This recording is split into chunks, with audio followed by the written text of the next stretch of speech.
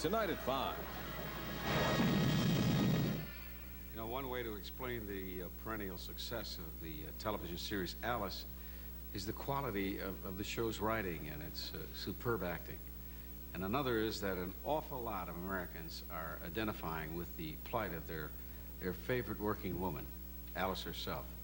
And here she is. Here's the woman who plays her so well. Here is Linda Lavin.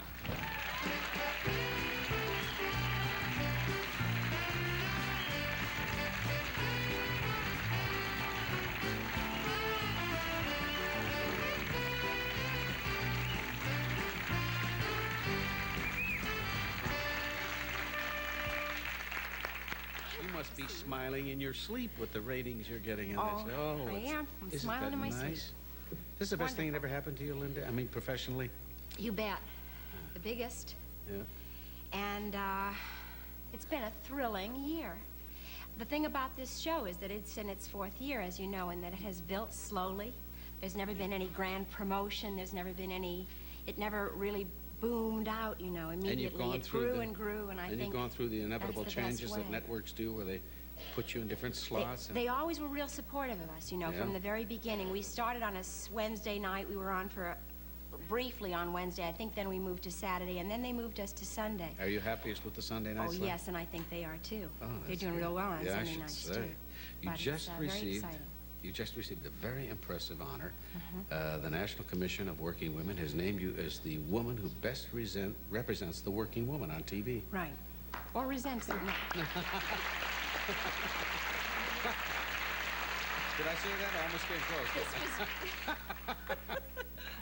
It was a big surprise to me because, first of all, I didn't know there was such a thing as the National Commission on Working Women, which is a 2-year-old non-governmental commission made up of 25 commissioners, one of whom is Elizabeth Kuntz, who's the chair, one of whom is Willard Wirtz, who was Secretary of Labor, as you know, once.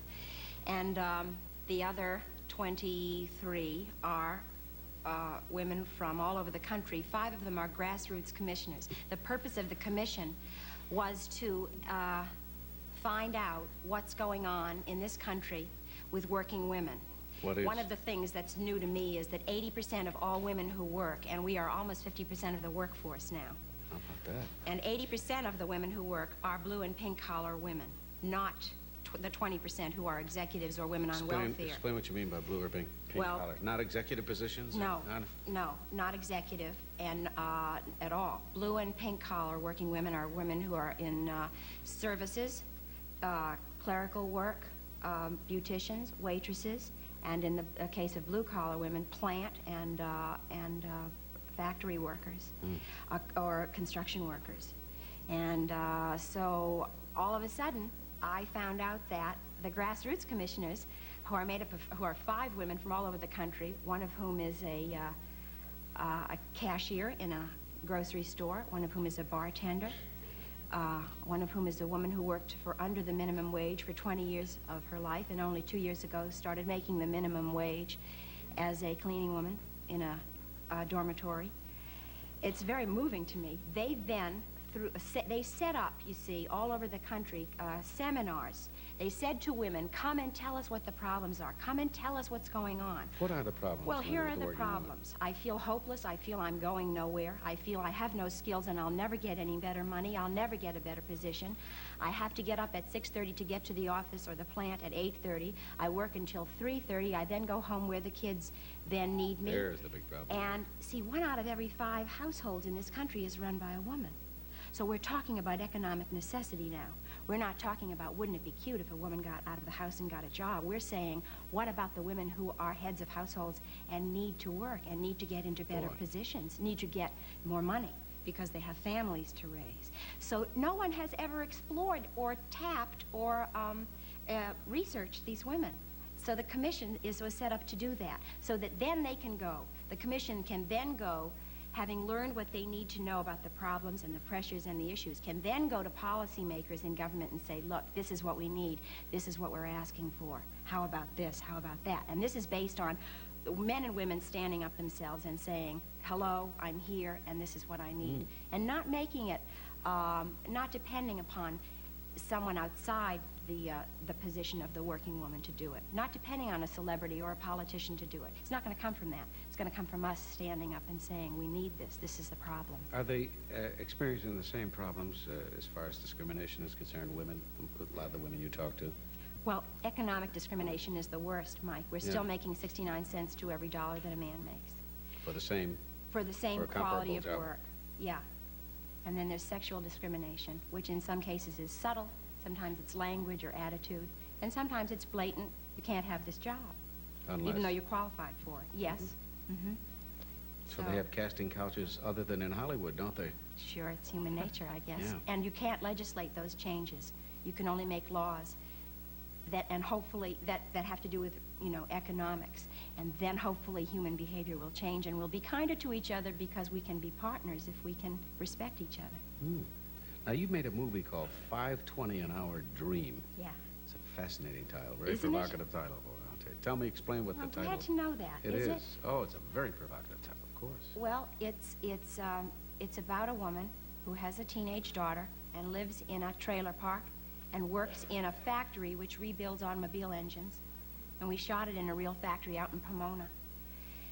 And she can't get child support money from her husband because he makes no money. He has no income. And so she finds out, she works on what's called the pre-production line in this plant, an assembly line. She grinds valves all day long. The job is tedious and it's boring and it's one of the problems. This is a reflection of life, this movie. It's a beautifully written movie. Robert E. Thompson wrote it.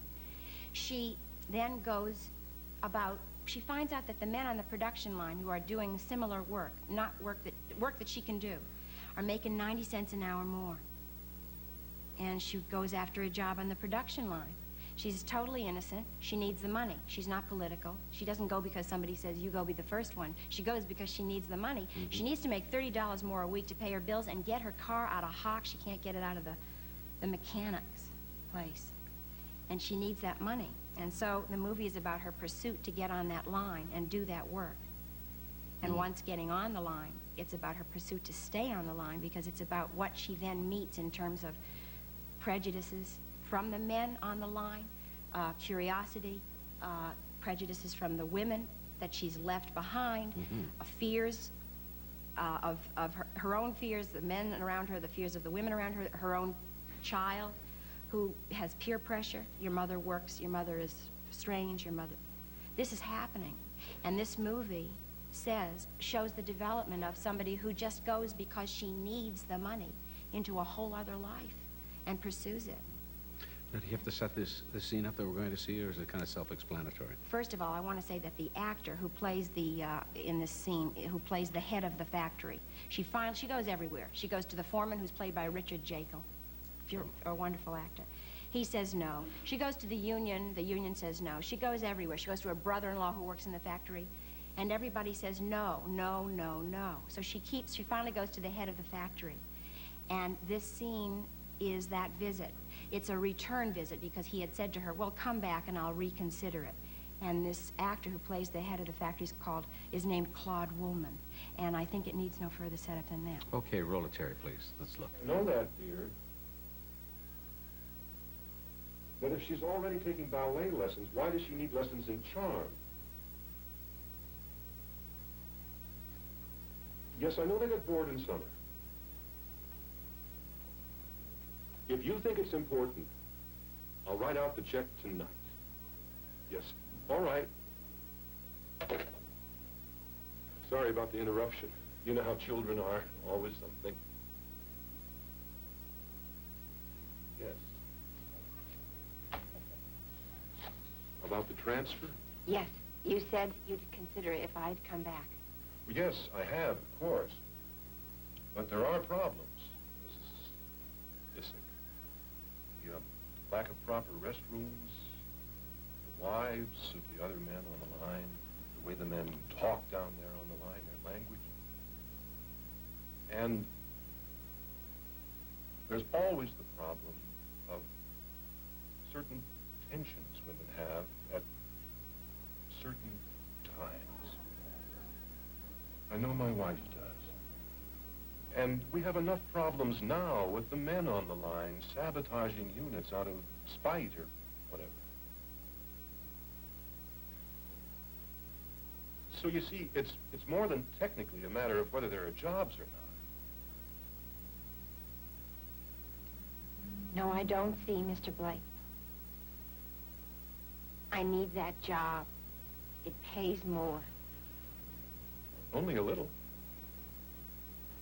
Not to me.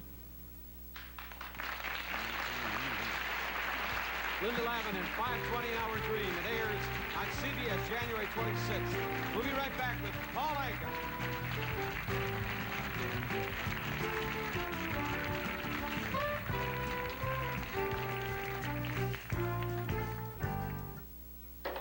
Who was that? Babs, Something wrong? they're having money problems. You know, she's got me scared. Of what? Our situation's not that different. Sure it is. Our money's safe at Home Savings. We don't have to worry. For 90 years, Home Savings has given people peace of mind. Home accounts, including our high-interest T-bill accounts, are insured and backed by $11 billion in assets. Here's the rate and yield on T-bill accounts opened this week at America's #1 savings and loan. For me, time is almost